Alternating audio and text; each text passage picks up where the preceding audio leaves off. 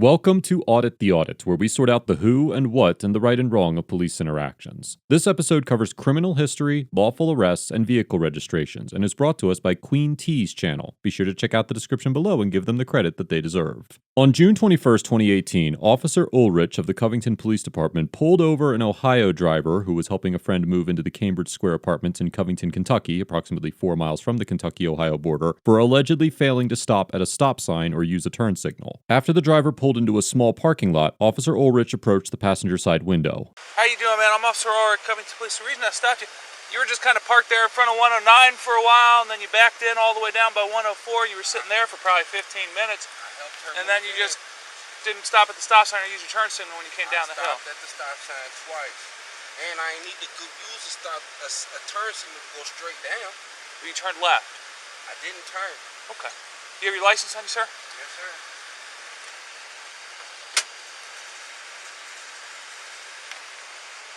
Okay, you said you were helping somebody move in? I stopped right there, right in front of 109, like you said. Okay. And her brothers and sisters, you've seen all them people come to my car, sir. You seen them come to my car. I seen you watch us, and then busted you come right, drive right past us, and she got the last couple bags out. So it wasn't like I was just sitting there. Okay. I didn't see any of that stuff that you're talking about. I was not paying attention to you. I just saw a car sitting in front of 109. Who is she? I can call her and tell her to come right back outside if that's the problem. Nope. I'm asking you what her name is. Her name is Neek. Neek? Yes, sir. I don't know her full name. You don't That's know? what you asking for. Okay. When you were done, why did you go park in the other end of the parking lot for 15 Stopped minutes? and talked. I backed up into the back by the garbage can. She wanted to throw some stuff away. I ain't about to make her walk. You made her walk back though? No, I drove her back up to the front. I stopped right there. She got out. I backed back up. I seen you parked right there, and I went straight down. I knew you was about to pull me over, so I parked. I knew what you was about to do. I ain't did nothing wrong, officer. You just seen me leave, come back. The first time I left, you watched me pull up, stand right there, wait for her to come out. It took me 20 minutes. I went to the west side, took her stuff back. She just got put out of her house. All I did was bring her to her sister's house. Okay. You ever been convicted of a felony before? Never. In Ohio? Never. What were you in prison for in Ohio? Oh, in prison? I've never been to prison. Holding cell, traffic ticket. That's it. You got a BCI number. What's a BCI number? It's a number they give you when you go to prison in Ohio.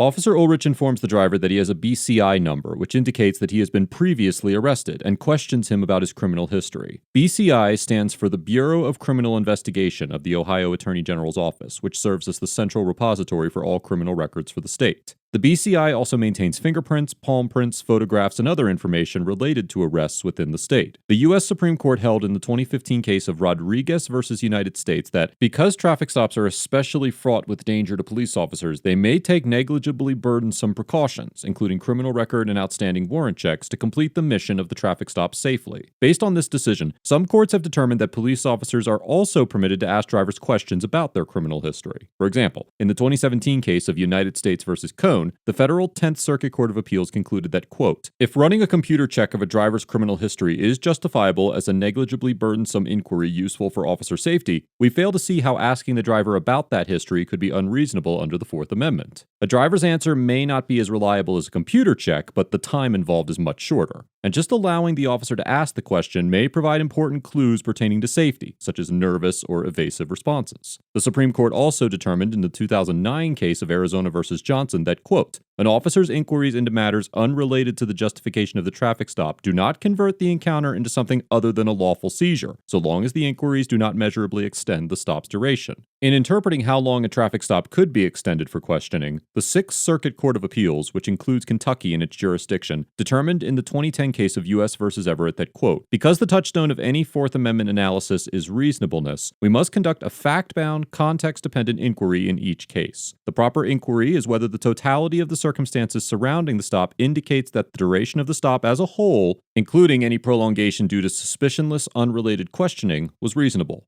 Therefore, a court would likely find that Officer Ullrich was permitted to ask questions about the driver's criminal history as long as it concluded that the questioning did not unreasonably extend the traffic stop under the totality of the circumstances. Never been to prison, sir. I've been to the holding cell. The only arrest you've ever had is for traffic? Traffic tickets. I got a couple other gambling tickets, all paid off. I recently just got a traffic ticket paid off. Seatbelt. I've never been to prison. Ever. You haven't been arrested for anything besides traffic and gambling? Sir, you can look me up. I did. Then what's the problem?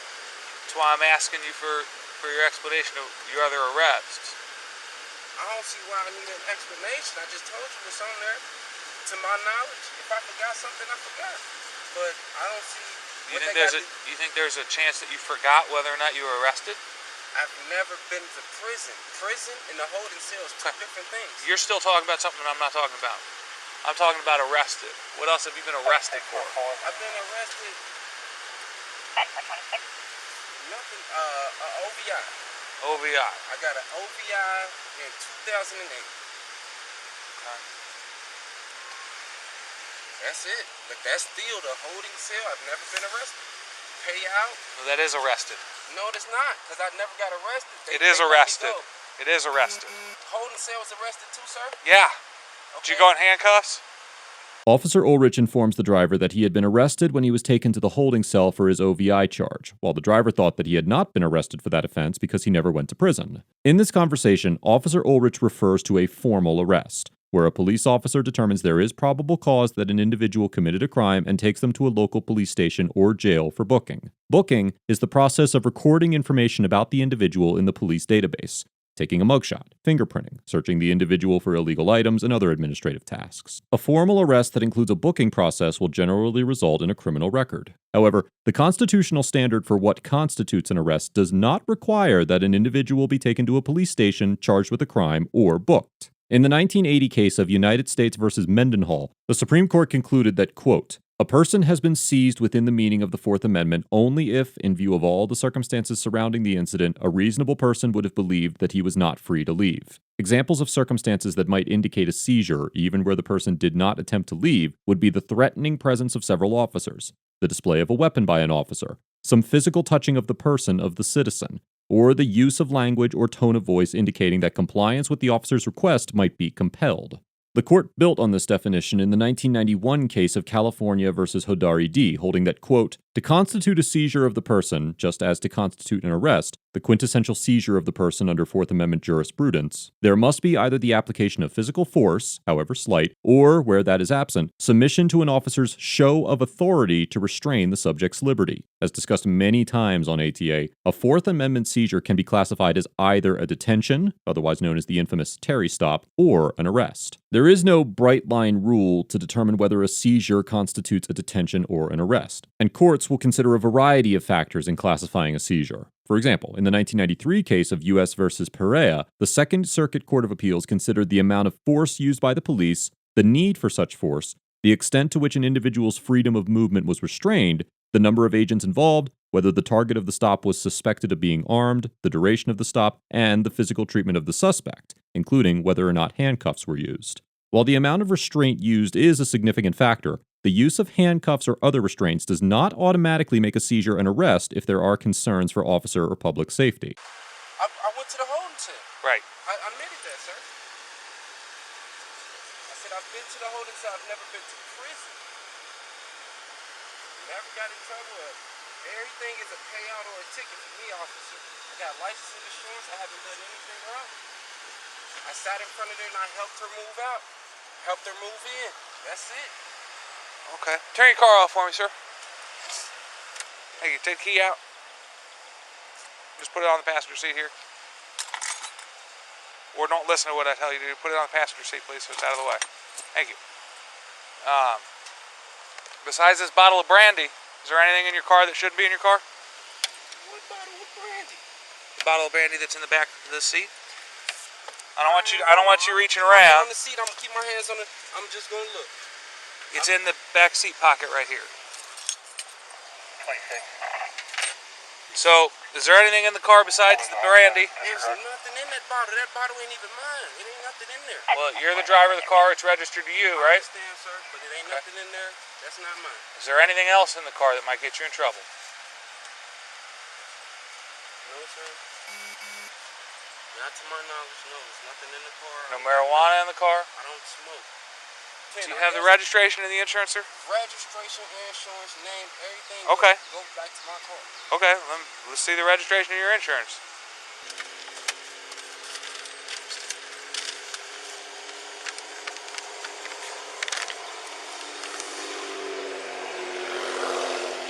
All right, and your registration, sir? Officer Ullrich asked the driver to provide the registration receipt for his vehicle. Every state in the U.S. requires drivers to register their vehicles with the state's Department of Motor Vehicles or Transportation Agency. The registration connects a vehicle with its owner in government records, so when police officers search for a vehicle's license plates, they will be able to see who owns the vehicle. The first bill requiring motor vehicle owners to register with the state was signed into law in New York on April 25, 1901. Before this law was passed, local regulations often differed, making it difficult for drivers to comply with the varying laws as they traveled the state. Statewide registration and license plate requirements made it much simpler for drivers to follow the law. Today, every state requires drivers to register their vehicles. Courts have almost universally agreed that police officers can check a driver's registration during a routine traffic stop, even if there is no reason to suspect that registration requirements have not been followed and the traffic stop was not related to the vehicle's registration. As the Supreme Court explained in the 1979 case of Delaware v. Prowse, quote, "States have a vital interest in ensuring that only those qualified to do so are permitted to operate motor vehicles, that these vehicles are fit for safe operation, and hence that licensing, registration, and vehicle inspection requirements are being observed." Based on this government interest, the Prowse court concluded that, quote, "The foremost method of enforcing traffic and vehicle safety regulations is acting upon observed violations. Vehicle stops for traffic violations occur countless times each day, and on these occasions, licenses and registration papers are subject to inspection, and drivers without them will be ascertained. Therefore, police officers such as Officer Ullrich are constitutionally permitted to review a driver's vehicle registration as part of a routine traffic stop." What's the registration you need? Well, that's the insurance. I need your registration receipt. The receipt? The registration, it's the document that when it gets in the mail, it says keep this in your glove box. That document. I probably got that in my other car, so. But that ain't in this car. So you don't have that? I have registration. It's probably not in this car, but I do have registration, officer. Okay. All right, sit tight here for me for just a couple minutes. Okay, just secure. We'll be standing by.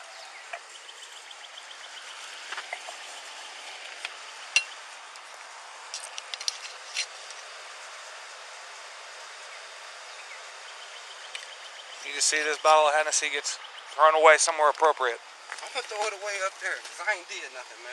After requesting that the driver dispose of the Hennessy bottle, Officer Ullrich informed him that he was free to leave the property. The driver attempted to exit his vehicle, presumably to return to his friend's apartment, but Officer Ullrich told him that he could not park there and needed to leave because it was private property. The driver got back in his vehicle and drove away. It is unclear whether a complaint was filed or an investigation was conducted regarding this incident, or if the driver intends to pursue legal action. On June 3, 2020, a Covington PD officer named Douglas Ullrich published an op-ed sharing his support for both the protesters and the police in the wake of George Floyd's death. I cannot confirm with absolute certainty that it is the same Officer Ullrich as this interaction, but I did locate a LinkedIn profile for an Officer Douglas Ullrich with the CPD. The opinion piece starts with, quote, "I am a white police officer in a large department in an urban area. I can no longer sit idly by without offering my thoughts and feelings on the events across the country." In the article, Officer Ullrich also states that he has never seen overtly racist actions in his fellow police officers, and that the Covington PD is on the leading edge of, quote, "doing it right," end quote. However, this interaction is not the only encounter where the officer featured here displayed questionable conduct. In a previous interaction, the very same officer illegally entered the vehicle of another African-American man named Eric Phillips and arrested him for leaving his car running while unattended. In fact, the Queen T channel, where the body cam footage for this interaction was retrieved from, appears to show a blatant pattern of harassment by the Covington PD against Mr. Phillips, and Officer Ullrich was involved in many of those encounters. Officer Douglas Ullrich's op-ed goes on to say that he believes that policing needs to evolve and that, quote, we need more black police officers. We need more Hispanic police officers. We need more female police officers. We simply need more officers that mirror the diversity and inclusivity that is America. Officer Ullrich ends his article by stating, quote, I stand with and for George Floyd. I stand with protesters. I stand against hate. I stand against abuse of power. I stand with the police. Again, it is important to note that I cannot confirm that this officer is the same Officer Ullrich that is featured in this interaction, but I personally believe that there is a high probability that it is. Overall, Officer Ullrich gets a B+, because although the racial undertones of this interaction cannot be ignored, the officer remained within the bounds of his authority throughout the interaction, and ultimately allowed the citizen to go free without making an arrest or issuing any citations. As discussed in the previous episode of ATA, implicit bias likely played a major role in Officer Ullrich's suspicion that this citizen was involved in criminal activity, but it is impossible to speculate on the legitimacy of the stop without having witnessed the alleged traffic infraction. Assuming that this is the same Officer Ullrich who penned the op-ed mentioned before, it is very interesting that the officer believes that his department is on the quote-unquote cutting edge of police reform and advancement, especially considering that just 2 years prior to this interaction, he participated in what appears to be a campaign of targeted harassment, and also made veiled threats against a white male because he refused to extinguish his cigarette during a stop. If this is the same officer, then his article only demonstrates a clear detachment from the reality of his department's conduct. And this suggests that the department not only has serious issues that need to be addressed, but also that the department considers their conduct to be acceptable and a model for other departments to build upon. This is particularly dangerous because it encourages officers to continue this pattern of behavior and inadvertently normalizes misconduct. While I do appreciate the sentiment that Officer Ullrich was attempting to convey, I believe that his opinion will have the opposite effect. And the first step to correcting the problems within any department is to admit that those problems exist. The unnamed citizen gets an A-, because although he could have invoked his right to remain silent, he remained calm and collected throughout the encounter, complied with the demands of the officer, and made a legitimate effort to dispel the officer's suspicions. It is clear that the citizen was not engaged in any overtly criminal activity, and it is very plausible that the liquor bottle that was found in his vehicle actually belonged to the woman that he was helping move. This idea is further legitimized by Officer Ullrich's reluctance to perform any field sobriety tests. The citizen behaved as well as anyone who was stopped by the police should, and his passive demeanor and poised responses served him well during this encounter. I commend the citizen for remaining calm, but I would also encourage him to gain a deeper understanding of the right to silence and the concept of an arrest. Let us know if there is an interaction or legal topic you would like us to discuss in the comments below. Thank you for watching, and don't forget to check out the ATA Patreon page for more police interaction content.